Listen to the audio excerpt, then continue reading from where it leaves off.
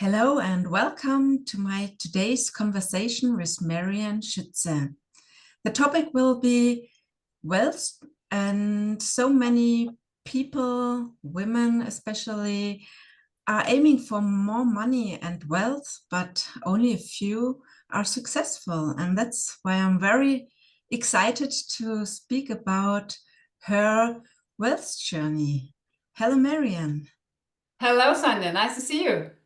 Yeah, it's good to see you again and to dive into a new topic, a new journey. You were successfully already, and I've brought a lot of questions. So let's get started. Let's do it. Okay, so how did your relationship with money and financial independence begin, and how has it evolved throughout your entrepreneurial journey? That's actually really a nice question. I was thinking about that, a little bit of preparation. And I would say that, I grew up always with the mindset that we always have money because my dad had a big business and we lived really in a big house. And I even got some memories, from being a child, like everything, it looked so big. And I remember I went back one time and yes, it was still big, but it wasn't really that big. But anyways, we lived in a pretty wealthy area. So every day, you felt actually rich or wealthy, or you felt good that you didn't really need anything or lack anything. And we did travel a lot. We also, had a summer house and we had a lot of great experiences with my parents. But something, that only as a grown up, I later was wondering, like, we had a lot of rules how to spend money. So every single day, you cannot eat this on this day, you cannot drink that on that day. So it's like our everyday life was kind of regulated. But when we were on a trip or, if something needed to be bought that was, for a purpose, there was no limitations.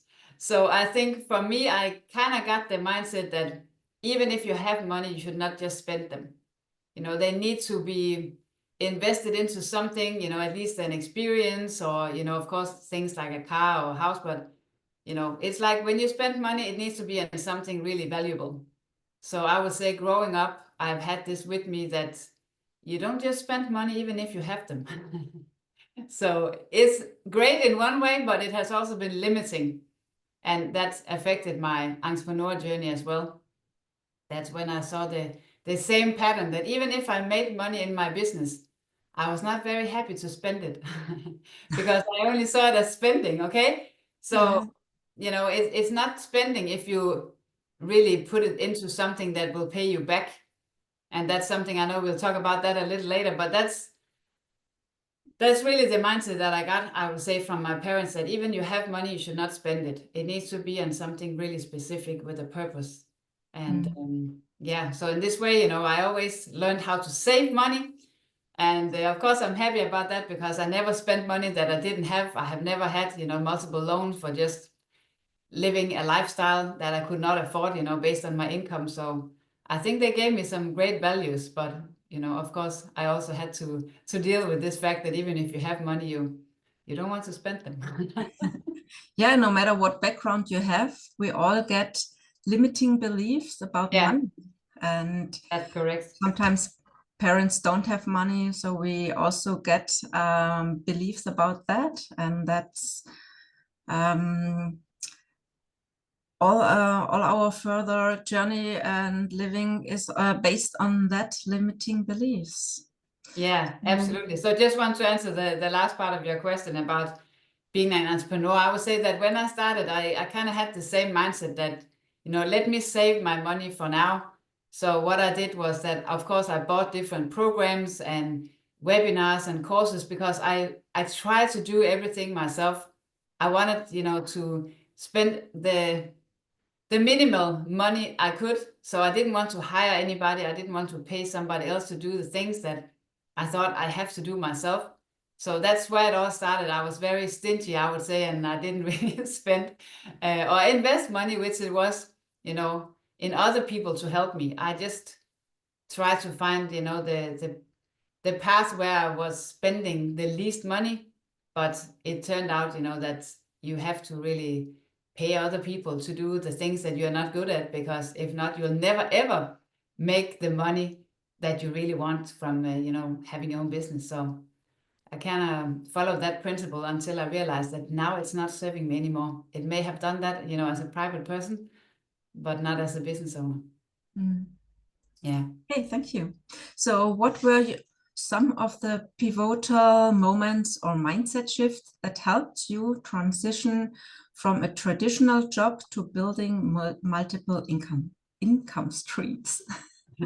Yeah, it's a long question. I would say, you know, there's many ways of having a job, but I was having a manager job and I really worked many hours. And I know that depends as well, you know, what is many hours, but at least I was working 80 to 100, sometimes more than that every week, because I also did a lot of traveling. So eventually, you know, I saw that so many of my colleagues in the management team, they, you know, got sick from stress, they got depressed, they got anxiety, they quit, or they, you know, were resigned. And I just decided that's not going to be me. I love life too much to really work this much. And, you know, later I realized that just having one stream of income is also not, you know, how I want to live my life, because I knew at some point I don't want to work anymore. You know, as much as I love, you know, making a difference and work, it's just when you work in corporate, you work for somebody else, you work to fulfill somebody else's purpose. So it was just, I would say, a lot of things in the end that I decided, no, I'll quit and I will start my own business, because this way I can decide, maybe a little naive, you know, when I want to work and how much. Because in the beginning you do have to work a lot.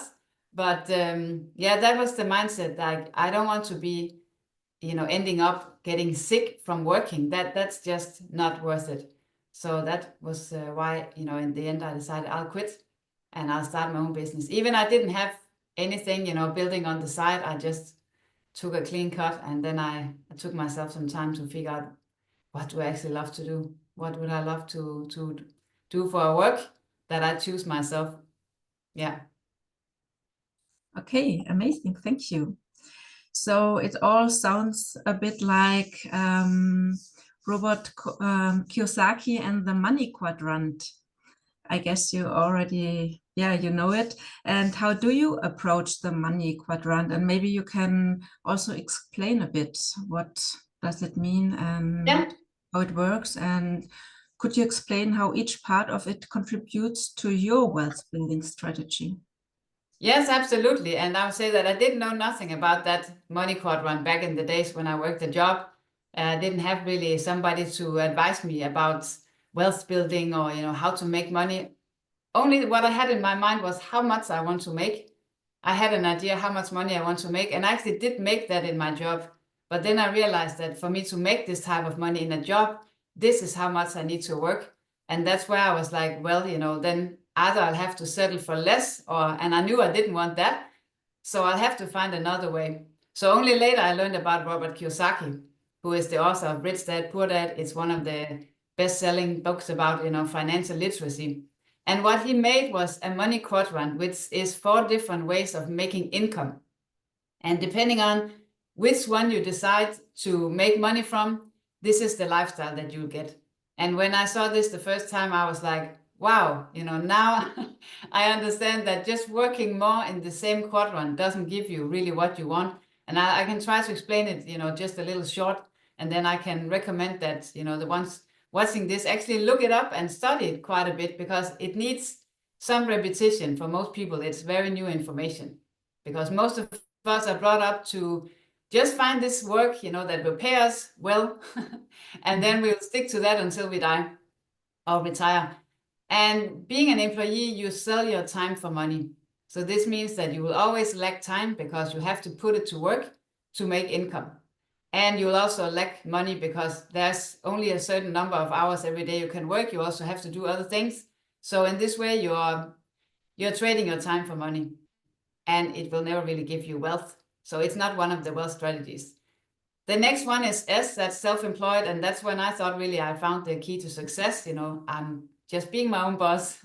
I can do what I want when I want, only to realize that I was really no better off than being an employee, rather the opposite. Because when you work a job, at least you know how much you do work, you know, what are the type of work you do and how much do you get paid, and you get paid every single month. But as a self-employed person, you also trade your time for money, but only, you know, when you have clients. So this means that either you have, you know, clients, you sell your products, you make money, and if you don't, you have no income.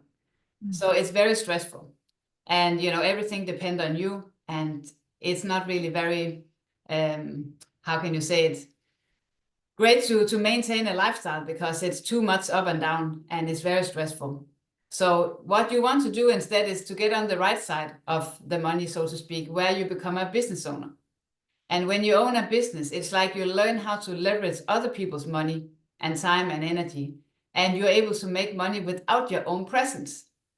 And that's when you can start picturing, you know, you can make money while you're not present, while you're traveling, sleeping, you know, being with your kids, whatever you really desire. And that's when I realized, okay, so it's actually possible to make money, you know, without working in this very moment. Of course, everything, you know, nothing comes from nothing.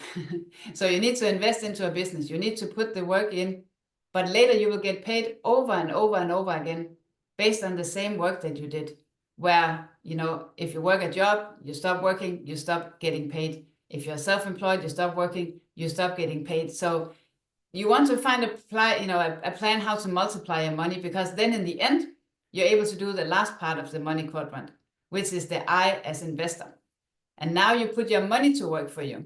So you go all this way, you know, and you end up in the investment quadrant, where every day you wake up to income because you put your money to work for you, so you don't have to no longer work for your money. And this is really something that I want to teach, not just the ladies here, but, you know, especially the ladies, because we have so much, you know, that we're doing on a daily basis, that we need to free up some time to do other things. But if we don't get the money, the time has really not a lot of value. For me, at least, I would say that for years, I tried to teach myself, you know, that just be happy with the extra time that you got, but in the end of the day, you cannot, you know, take your kids out for a lot of fun just with time. You know, everything, it has a cost. So, Absolutely. right. So I know a lot of women, they, and I'm not, you know, I'm not talking down, because I was there myself. You try to just leverage how cool it is to have more time, but it's not going to serve you long run. You need to find a way how to make money and create time at the same time. And there's no way out of this money quadrant. You need to learn about it. You need to be in all areas without the first one. So I can say, you know, for 8 years now, I have been without a job. So I quit on the E quadrant, and I'm slowly also quitting on the S, the self-employed. I would say maybe right now I get 10% of my income from being self-employed, because I also do work a little bit as a coach. 80% probably comes from my business and 10% from investments. So I'm slowly transitioning everything into being a business owner, being an investor. And this is where now the time, you know, is still available while I also make money. And this is something that I never really knew there was a formula for that. I just knew that it was something I wanted. I just never knew how. So I hope this helps, you know, for the ones listening right now, that you need to move away from this employee quadrant. Even how much even you love your job, you cannot get a level of lifestyle working a job. It's not possible. Sorry, not sorry.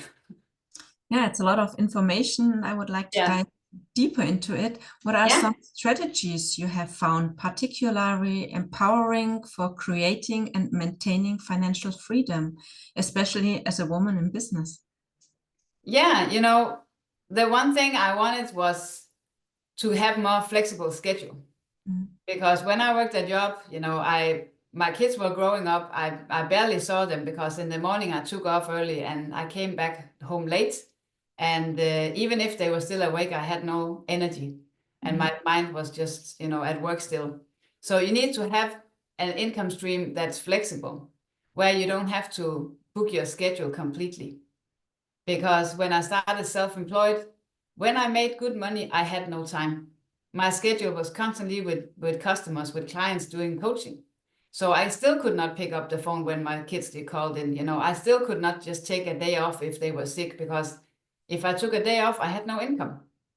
So now, you know, what you want to find a way how to make money like passive income. You want to find a way how to make money online, So you don't have to be a specific place at a specific time. And that, you know, it doesn't really matter if you do it right now or 3 o'clock or 8 o'clock or, you know, whatever you need to do. So if your kids need you or your spouse or really whatever, but if you want to do something where you decide to do it, you know, the income stream will just wrap around your life. So it's like you focus on making money, you know, and then you live your life.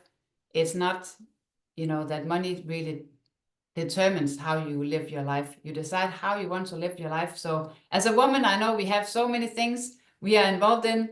And if our schedule is too tight, it's like already we have a lot of mental load. We have a lot of things, you know, on our mind. And if we have money as a stress as well, it's just not good for us. I would say we are not designed for that type of stress. So finding a way to do something online where you can be at home in your, you know, on your couch, go for a walk, simply make money while sleeping, you know, really use this money quadrant. And every day I'm just really enjoying that, and I'm seeing it is working. I just never knew how to do it. So you just have to commit to it and learn from people who already have the results, because it seems like, you know, like impossible until you do it. And then waking up to money, I can just really tell everybody, it's the best feeling, because you know that at that very moment you haven't done nothing.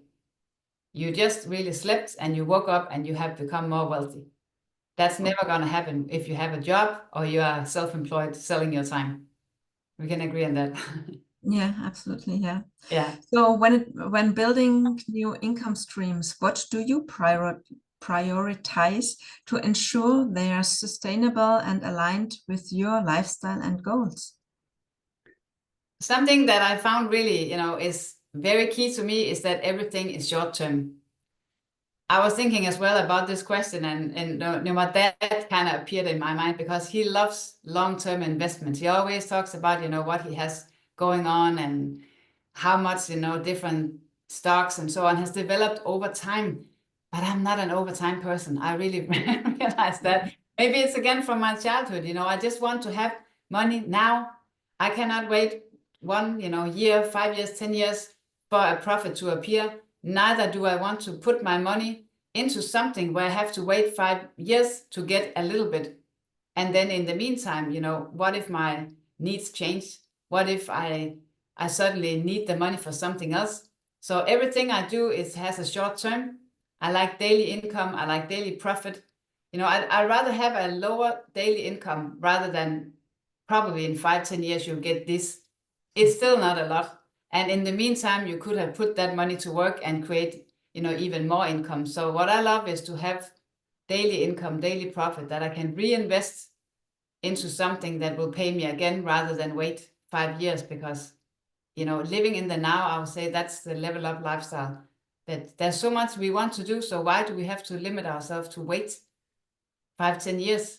And then maybe we'll be able, we don't even know. So at least you are on track, you know, if you have daily or weekly or monthly profits on what you do, that will be my suggestion. Okay, yeah, thank you. So how has your wealth journey influenced your purpose and the support you offer to others, particularly through the Level Up Society and other communities? I would say that the main thing is that I have freed up my time, because I had really gotten into that mindset that I never have time to do anything. And, you know, the more you speak about it, the more it happens. So it came, you know, like a self-confirming strategy that I never have time to do anything. But now I actually do have time. It has freed up my time, so I'm able to give more that I really want. I would say for many years I wanted to do also charity work, and I had to quit on that. Being self-employed, I simply could not afford to take out time where I'm not, you know, stable financially. But now I can give my time to something that I find, you know, meaningful. Like even with the Level Up Society, I'm only charging right now $50 a month, because I'm not depending alone on this income. It's not paying my bills. It's just one stream out of many, many streams that I do have. So now I can stay actually true to my purpose, that I want to help as many women as possible, because I know if you really want, you can find $50 a month. And if not, I can even help you, you know, make that money. Yeah. So this is a way for me that it's not just for the elites You know, there's sometimes we have big, you know, characters in the personal development space, and in order to engage with them, you have to at least come up with $1,000 or 5 or 10 or even, you know, hundred thousands of dollars. So if you're not already in the game, you'll never become it. But here, you know, I'm now able to open the doors for everybody, because I'm not depending on just that one stream. Like I was in the beginning as a coach, I was fully depending on my, you know, selling my time. So I had to, you know, book my time constantly from early morning to late night, and even in the weekend. Whenever, you know, my clients, they want to have a session, I said yes, because I needed the income. Where now I can pick and choose, and I don't have to sit and look at the time constantly to see, you know, if even if I do coaching, if it's 1 hour and 50 minutes, I'll do it if I like to do it. You know, I'm not so focused on the time anymore, because I have a lot of time. It's a great feeling, finally. Yeah. You just mentioned spending $50 every month for you, and it's not a lot. So there are so many other courses that are far more expensive. So reflecting on your journey, you've invested deeply in your growth and have empowered others to do the same. And how do you view the connection between personal transformation and financial success? I would say that the financial success, it's a byproduct of your personal transition. So, you know, it's like financial success is a return on investment on your personal development. That's what I was thinking, you know, that if you expect a financial success, but you still haven't invested into yourself, and we're not just talking about $50, we are talking about, you know, way more than that.